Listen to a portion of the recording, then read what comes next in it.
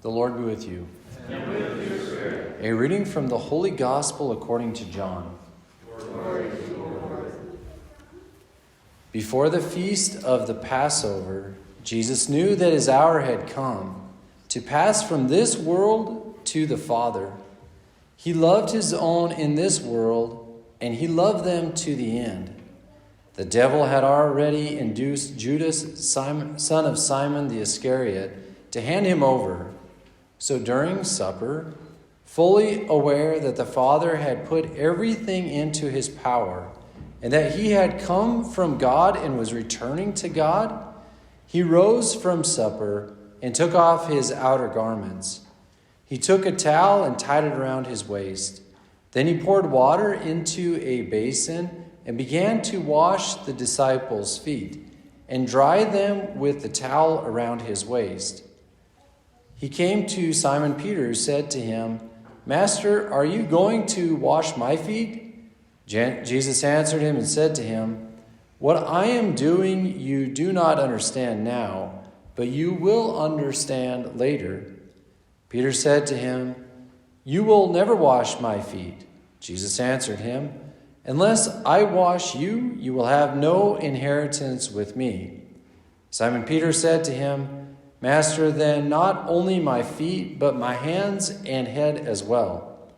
Jesus said to him, "Whoever has bathed has no need except to have his feet washed, for he is clean all over. So you are clean, but not all of you." For he knew who would betray him. For this reason he said, "Not all of you are clean." So when he had washed their feet and put his garments back on and reclined at table again, he said to them, "Do you realize what I have done for you? You call me teacher and master, and rightly so, for indeed I am. If I, therefore, the master and teacher, have washed your feet, you ought to wash the feet of one another. I have given you a model to follow, so that as I have done for you, you should also do." The Gospel of the Lord. Praise to you, Lord Jesus Christ.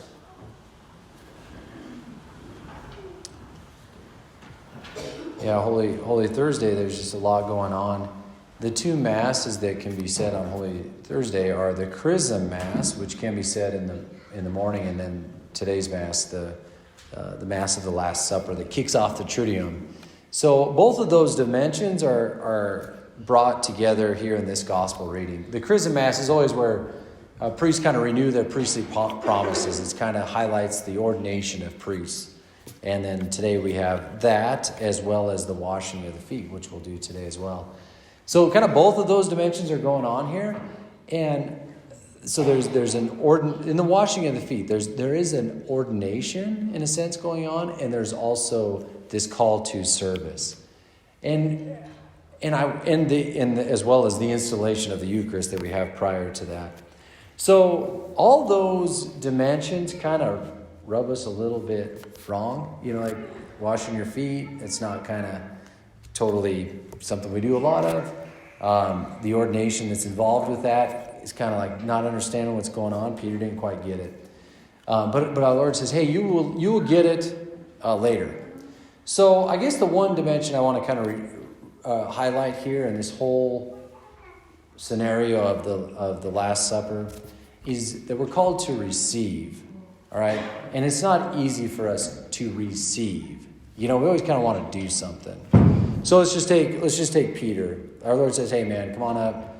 I got to wash your feet." And Peter's just like, "No way, man. I should be washing your feet." And our Lord says, "No, you should understand this. You've got to understand that it's necessary for me to do this. So if I don't do it, you have no inheritance with me." All right. So that inheritance part is like the ordination part. Like what Jesus is doing to Peter is something very intimate and like, bro, if I do this, then you can carry on my ministry in a sense. You have inheritance with me. So the washing of feet, actually the high priest back in the day, the Old Testament, had to wash his feet before he could do certain ministries in the temple. So there's kind of a little priestly action going on there. So Jesus washes Peter's feet, and Peter says, "Not only my feet, but my hands and my head as well." So part of an old rite of the ordination of deacons was actually washing their feet. Okay? So they would encompass that as this active service that's part of the diaconal ministry.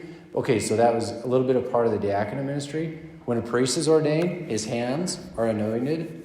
Wash my hands. When a bishop is ordained, his head is anointed. Wash my head too. So there's something like real priestly going on there that our Lord is doing to Peter. Like, hey, washing your feet, yeah, for sure.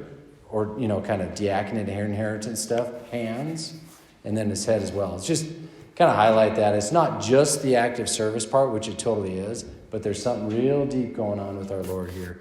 Peter had to receive that. It's a gift. He had to receive it. It was uncomfortable for him to receive. So kind of bring that in light of the Eucharist. Our Lord is instituting the Eucharist today.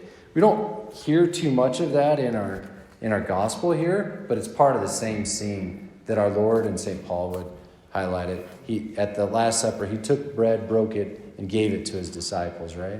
So that is an act of receptivity as well. When we come to receive Holy Communion, and we get the terminology is crucial here. Sometimes when we come up for Holy Communion, people can talk about like, when I took Holy Communion, when I take Holy Communion. No, you don't take it, you receive it. We receive Holy Communion, okay? So I just want to highlight that notion of receptivity. That is the only posture we can have towards God, to receive him. All right? So we can't really do it on our own. We need him, but we have to receive him. So even if, things, whether it's washing of the feet today, kissing of the cross tomorrow, some of these actions we do, they might kind of be uncomfortable, but they have a deep meaning in it. And it's really entwined with receiving the grace of God that he wants to give us. So may that be our posture throughout this Triduum, but even throughout our days, that we can have that receptivity of the Lord to receive his grace as a gift and then to use it however he wants.